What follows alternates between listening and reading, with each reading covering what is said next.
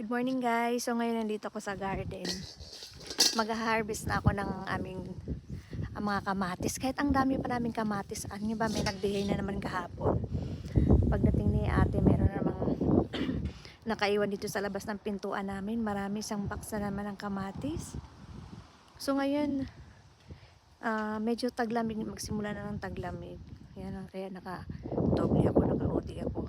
Kasi medyo malamig na nga. So kailangan ko nang tanggalin yung kamatis para hindi masayang. At saka yung talong. So yan, mag-harvest tayo ngayon. So yan muna yung harvest yung talong. Yung talong. Ang ito lang. Pwede na ito kahalo sa yung talong. Harvest yung natin.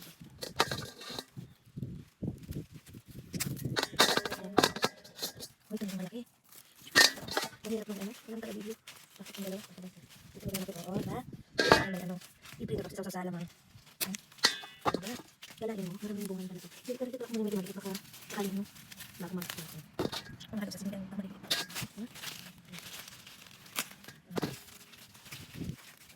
At lang kasi pa siyang ano na.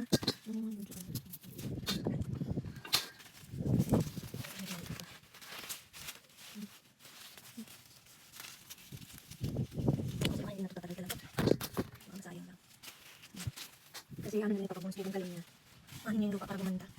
So mga lumabati pa ko. Kasi kung gusto ko so yun, ano naman ang kamatis. So ito yung talong na nakuha.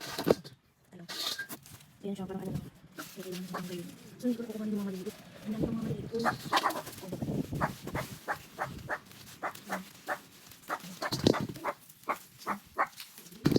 Ang dami ng maliliit. Sayang. Kukunin ko lang yung mga lalaki. Okay, stop.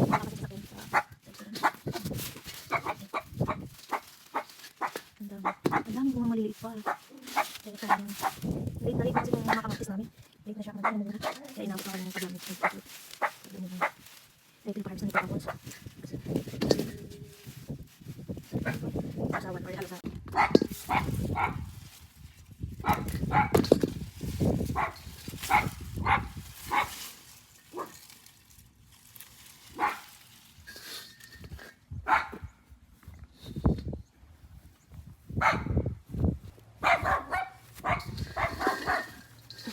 Dami pa. Dami pang kamatis. Sariwa. Malapit lang tayo sa Pilipinas. No? Mahal daw to sa Pilipinas. Doon sa atin dito. Nasasayang lang yung iba. Pinamimigay lang din yung iba. Kadami. Daming namimigay ng mga gulay dito. Carrots, patatas, kamatis. Mamaya manggano din ako ng mag-harvest din ako ng ano, lugbati. Papamigay ko sinong gusto. Pero karamihan lang kasi kinakain dito yung mga kababayan ko, mga Bisaya. Yung iba hindi nila alam ang alugbati kasi. Pero napakasarap ang alugbati halo sa mga sabaw.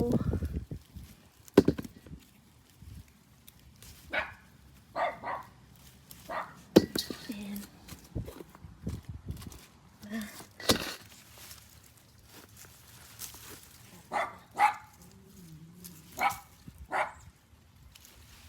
Ang dami pa nitong bunga, maliliit, sayang. Pero hindi na to aabot ng ano, ng ilang ano lang ito kasi taglamig, magtataglamig mo. Kaya nga yung iba na hina-harvest ng iba. Pinamimigay na.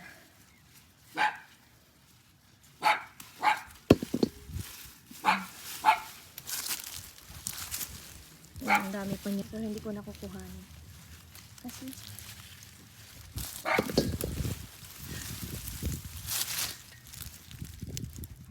ang dami pa nitong bunga ng maliliit yung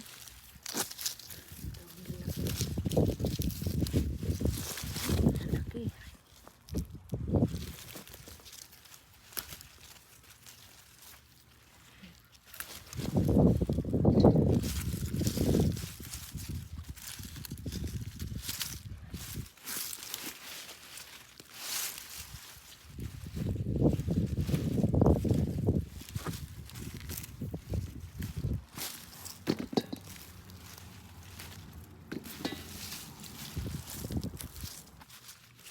sa Pilipinas, no, madali lang din mag ano ng kamatis para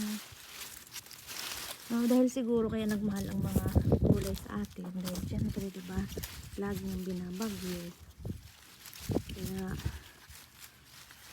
talagang magmamahal. Dito naman winter lang namang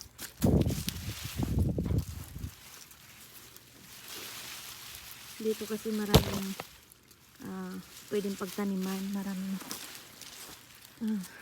space, mga garden or mga yard, kaya ang dami nakakapagtanim yung summer. Ayan.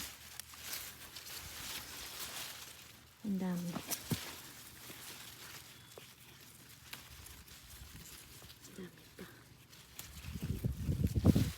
dami pang maliliit po. Pero hindi ko na yan tatanggalin.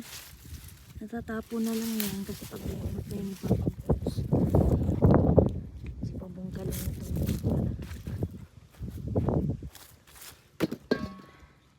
Ang dami. Ayan, ang dami oh. Dami. Ang dami pa nga oh. Ang dami pang mga bungang maliliit. Dami pa. Papamigay natin to kasi sayang. Sobrang dami na. Ang dami nga binigay sa akin. Ilang ano na namin. Hanggang winter na namin to. Sobra pa. Ngayon mag-ano ko na alugbate. So ito na yung nakuha ko sa aking garden. Napakadami pang mga maliliit oh. Pero hindi ko na siya tinanggal. Saka yung may talong din oh. So ayan, sinabis ko na rin yung mga alugbati sa garden. Pero meron pang maraming puno doon oh. Tatanong ko yung ibang friend ko kung gusto nilang alugbati. Papamigay din natin. Kasi meron pa namang kami doon. Para hindi masayang. Diba? Ayan, lalaki ng mga alugbati. Kamatis sa talong ko. Ayan, tapos na ako mag-harvest. Madami yung nakuha ko. Ayan o. Talong, kamatis at saka alugbati. Yung buhok ko. Napakahangin kasi. Ayan. So, ayan lang. Maraming salamat. Ayan, sinong gustong kamatis, punta lang kayo dito. Kaya marami pa. Maraming mga nakastock dito na mga kamatis.